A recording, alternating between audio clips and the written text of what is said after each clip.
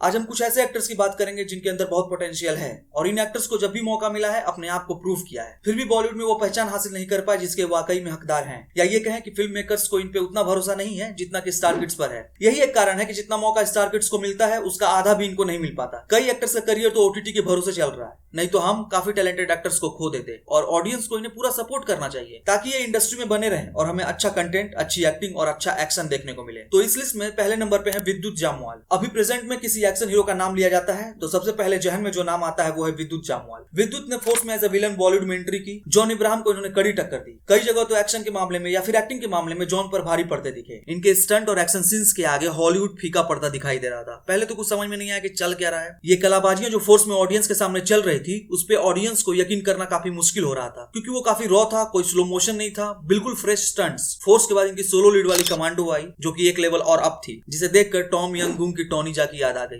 इसके बाद कमांडो 2 और कमांडो 3 भी आई। विद्युत का कंपैरिजन सीधा टाइगर श्रॉफ से किया जाता है जो कि नहीं करना चाहिए क्योंकि इनका एक्शन हर फिल्म में अलग होता है और ये एक्शन के साथ साथ एक्टिंग भी कर लेते हैं। टाइगर श्रॉफ की फिल्म कोई भी हो, बजट कुछ भी हो, एक्शन देख के तो लगता है कि बागी ही चल रही है और टाइगर श्रॉफ की एक्टिंग कोई देख नहीं पाता क्योंकि वो कर ही नहीं पाते। लेकिन विद्युत जामवाल एक्शन के साथ साथ एक्टिंग भी कर लेते हैं, जिसको कि हम खुदा हाफिज 1 और खुदा हाफिज 2 में देख चुके हैं। इनकी और भी कई सारी फिल्में हैं जैसे द पावर, सनक और इनकी लास्ट रिलीज IB71। तो कहने का मतलब है कि इनमें काफी पोटेंशियल है लेकिन अभी तक इनको वो रिकॉग्निशन नहीं मिला जिसके ये असली हकदार है। अगले नंबर पे है जयदीप अहलावत। जयदीप अहलावत को हम 2020 में प्राइम वीडियो पर आई पाताल लोक के हाथीराम से जानते हैं। पाताल लोक में जयदीप ने पुलिसमैन का रोल किया है और जो हरियाणवी टोन पकड़ी है, जो बॉडी लैंग्वेज है, डायलॉग डिलीवरी, सब एक नंबर। मतलब इनकी परफॉर्मेंस देख के लगता है कि अगर इन पे भरोसा दिखाया जाए तो अकेले फिल्मों को हिट कराने में सक्षम है। जयदीप अहलावत 2010 से फिल्मों में एक्टिव है। कई सारी फिल्मों में छोटे छोटे रोल्स किए जैसे अजय देवगन की आक्रोश, खट्टा मीठा, चिट्टागोंग, गैंग्स ऑफ वासेपुर। फिर कमांडो में दिखे विद्युत जामवाल के opposite as a villain. Commando में इनकी एक्टिंग और विद्युत के एक्शन ने खूब वाहवाही बटोरी और फिल्म सुपरहिट रही। फिर कुछ फिल्मों में छोटे बड़े रोल्स करने लगे जैसे गब्बर इज बैक,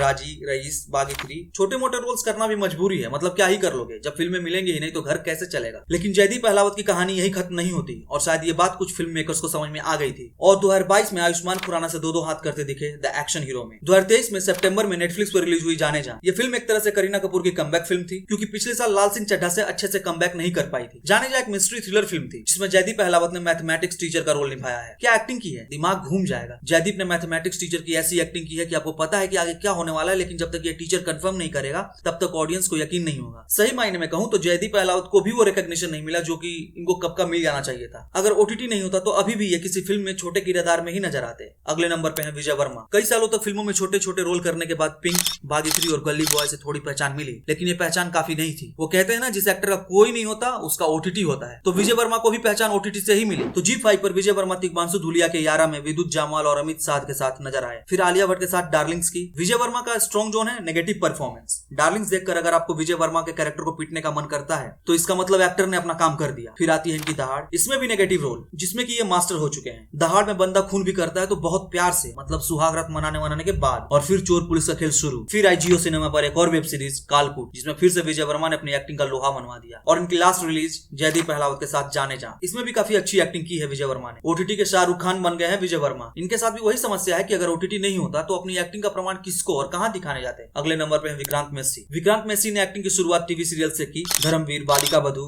बाबा ऐसा वर ढूंढो। टीवी पर धूम मचाने के बाद उन्हें 2013 में लुटेरा में साइड रोल करने का मौका मिला। फिर half girlfriend, lipstick under my बुरखा, उसके बाद छपाक में दीपिका के साथ लीड में दिखे। फिल्म अच्छी थी, विक्रांत की एक्टिंग भी काफी अच्छी थी, लेकिन फिर भी फिल्म फ्लॉप रही जिसके अपने कई कारण थे। फिर आई ओटीटी की पारी और ओटीटी पर विक्रांत मैसी ने धुआं उड़ा दिया। एक से बढ़ के एक हिट, जैसे मिर्जापुर। मिर्जापुर में सबकी एक्टिंग अच्छी थी, उनमें से एक था बबलू पंडित यानी विक्रांत मैसी। और जब ऑडियंस एक्टर को उसके कैरेक्टर के नाम से जानने लगे तो समझो कि काम हो गया। फिर इनकी हसीन दिलरुबा आई। हसीन दिलरुबा में ऐसे भोले भाले लड़की की एक्टिंग की है कि किसी को यकीन ही नहीं हुआ कि क्या हुआ। और 2024 में इसका दूसरा पार्ट आ रहा है। फिर आई हसीन दिलरुबा, फिर Love Hostel, Forensic, Gaslight. Vikrant Massey एक मजे हुए कलाकार है। इसका आइडिया फिल्म मेकर्स को लग गया था और फिर विधु विनोद चोपड़ा ने इनको 12 फेल के लिए साइन किया। 12 फेल का बजट मात्र 20 करोड़ था और कलेक्शन 40 करोड़, वो भी बिना किसी बड़े स्टार के। मतलब ऐसे कलाकारों को मौका मिलना चाहिए। अगर देखा जाए तो इतना काम करने के बाद विक्रांत मैसी को वो मुकाम अब तक हासिल नहीं हुआ जिसे कि उन्हें कब का मिल जाना चाहिए था। और सबसे आखिरी में और मेरे फेवरेट विनीत कुमार सिंह। विनीत कुमार सिंह ने 2002 में अपने कैरियर की शुरुआत की पिता और हथियार से। दर्जनों फिल्म में छोटे छोटे रोल किए। फिर गैंग्स ऑफ वासेपुर से थोड़ा रिकॉग्निशन मिला, लेकिन मामला मनोज बाजपेयी और नवाजुद्दीन लूट ले गए। खैर लीड में भी वही थे। फिर बॉम्बे टॉकीज में काम काम करने का मौका मिला। विनीत को मानो बस इसी मौके का इंतजार था। बॉम्बे टॉकीज में 4 अलग अलग कहानियां थी। एक कहानी में विनीत कुमार सिंह विजय के कैरेक्टर में थे और विनीत ने उस कैरेक्टर को जिंदा कर दिया। आज भी बॉम्बे टॉकीज के उस विजय से आपको लगाव हो जाएगा। ऑडियंस को और क्या चाहिए। फिर आई इनकी मुक्काबाज। इसके राइटर भी यही थे। इस फिल्म के बनने से पहले विनीत का स्ट्रगल काफी इंस्पायरिंग है। मुक्काबाज फिल्म बनने से पहले ये सचमुच मुक्काबाज बन जाते हैं, मतलब ये पंजाब जाते हैं और सिर्फ इस फिल्म के लिए विनीत ने 1 साल मुक्केबाजी की ट्रेनिंग ली और ये सच में मुक्काबाज बन गए थे। बाद में फिल्म मुक्काबाज बनती है। किसी भी कैरेक्टर में जान कैसे फूंकना है, कोई भी नया एक्टर या पुराना एक्टर विनीत कुमार सिंह से सीख सकता है। ऐसा डेडिकेशन सारे एक्टर्स में नहीं होता। मुक्काबाज में अपने आप को साबित करने के बाद इनको सोलो लीड वाली कोई फिल्म ऑफर नहीं हुई। फिर इनकी वेब सीरीज आती है रंगबाज, डर की राजनीति। इसमें भी विनीत कुमार सिंह ने काफी दमदार एक्टिंग की है। अगर इन्हें मौका मिला तो विनीत कुमार सिंह स्टार्स की रेस में सबसे आगे होंगे। ये कुछ एक्टर्स की लिस्ट है जिसे ऑडियंस बड़े पर्दे पर बार बार देखना चाहती है, लेकिन उतना मौका इन्हें नहीं मिला जितना कि इन्हें मिलना चाहिए। आपका इन सब में कौन सा एक्टर फेवरेट है, कमेंट करके जरूर बताएं।